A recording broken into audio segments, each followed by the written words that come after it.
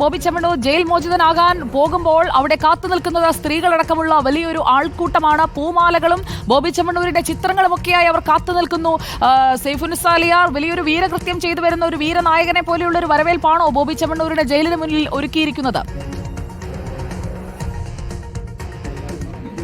തീർച്ചയായും സുജയ, അങ്ങനെ തന്നെ വേണം പറയുവാനായി. ഇവിടെ ബോബി ചെമ്മണ്ണൂരിന്റെ കീഴിൽ ജീവനക്കാരായിട്ടുള്ള ആളുകളും ഇവരുടെ ഫിജി കാട്ടുന്ന സ്ഥാപനത്തിലെ ഈ കമ്പനിയുമായി ചേർന്ന് പ്രവർത്തിക്കുന്ന സ്ത്രീകളും അടക്കമുള്ളവരാണ് ഇവിടെ എത്തിയിരിക്കുന്നത്. ഒരു 100-ലേറെ പേർ ഇപ്പോൾ തന്നെ ഇവിടെ ഉണ്ട്. കൂടുതൽ പേർ എത്തിക്കൊണ്ടിരിക്കുന്നു. എന്നും ബോച്ചയ്ക്കൊപ്പം എന്ന പ്ലക്കാർഡ് ഉയർത്തിക്കൊണ്ടാണ് സ്ത്രീകൾ നിൽക്കുന്നത് എന്നുള്ളതാണ് ഇതിൽ പ്രധാനപ്പെട്ട നമ്മൾ ശ്രദ്ധിക്കേണ്ട ഒരു കാര്യം.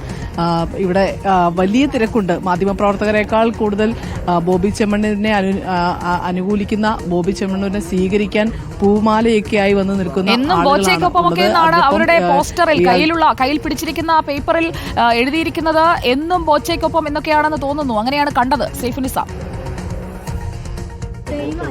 ദൈവമാണ് സാറ്. ഇതാ ചങ്കോട് ചേർത്ത് പിടിച്ചിട്ടുള്ളത്. ഞങ്ങക്ക് അന്നാന്ന് ഭക്ഷണം തരുന്ന ആളാ. കണ്ടത്തുനിന്ന് പണിയെടുത്താ വരുമ്പത്തുനിന്ന് കൂലി തരുന്ന സാറാ. രാത്രി 12 മണിയാകുമ്പോ തന്നെ നമുക്ക് കൂലി കിട്ടുന്നുണ്ട്. പിന്നെ ഞങ്ങള് ഇന്ന് ജോലി ചെയ്ത രാത്രി 12 മണിയാകുമ്പോ തന്നെ സാറ് കൂലി എത്തിക്കുന്നുണ്ട്. ഞങ്ങൾക്ക് വ്യക്തിപരമായ ഒരു സാധനങ്ങളോട് ഒരു വൈരാഗ്യമില്ല. എന്നെ സാറിനൊന്ന് കണ്ടു കിട്ടിയാൽ മതി, അത്രേ ഉള്ളൂ.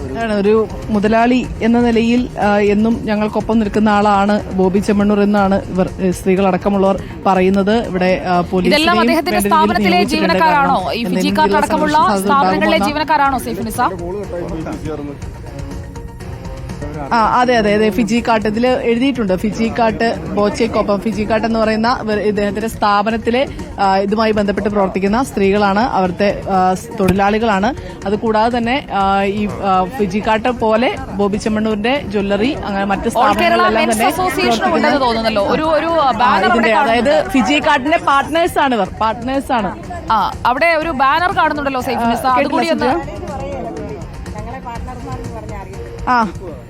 ഇത് ഓൾ കേരള മെൻസ് അസോസിയേഷന്റെ നേതൃത്വത്തിലുള്ള ഒരു ഫ്ലെക്സ് ആണ് കാണുന്നത്. AKMA എന്നും ബോച്ചയ്ക്കൊപ്പം ഒന്നിച്ചു മുന്നോട്ട്, ഒറ്റയ്ക്കല്ല ഒന്നിച്ചു മുന്നോട്ട് എന്ന് പറഞ്ഞുകൊണ്ട് ബോബി ചെമ്മണ്ണൂരിന്റെ വമ്പിച്ച സ്വീകരണം ഓൾ കേരള മെൻസ് അസോസിയേഷന്റെ നേതൃത്വത്തിലാണ്. അതിന്റെ കുറച്ച് ടീമുകളും ഇവിടെയുണ്ട്.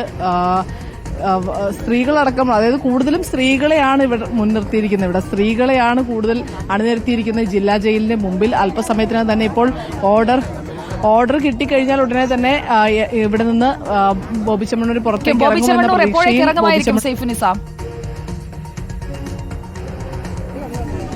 ഹൈക്കോടതിയുടെ ഓർഡർ വന്നിട്ടുണ്ട്. ഈ ഓർഡറിൽ നിർദ്ദേശിച്ചിരിക്കുന്ന കാര്യങ്ങളിലെ നടപടിക്രമങ്ങൾ ഇവർക്ക് പൂർത്തിയാക്കേണ്ടതുണ്ട്. ഒപ്പം തന്നെ അതിന്റെ കോപ്പി ഇവിടെ ജയിലിലേക്ക്, അതിന്റെ ഹാർഡ് കോപ്പി തന്നെ എത്തിക്കേണ്ടതുണ്ട്.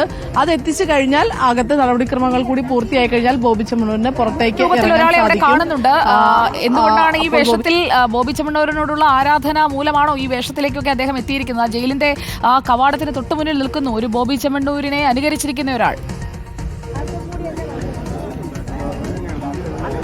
ബോബി ചെമ്മണ്ണൂരിനൊപ്പം എപ്പോഴും ബോബി ചെമ്മണ്ണൂർ ഉണ്ടാകുന്ന സ്ഥലങ്ങളിലെല്ലാം തന്നെ ഉണ്ടാകുന്ന ഒരു ബോച്ച ആരാധകൻ കൂടിയാണ് ഇത്.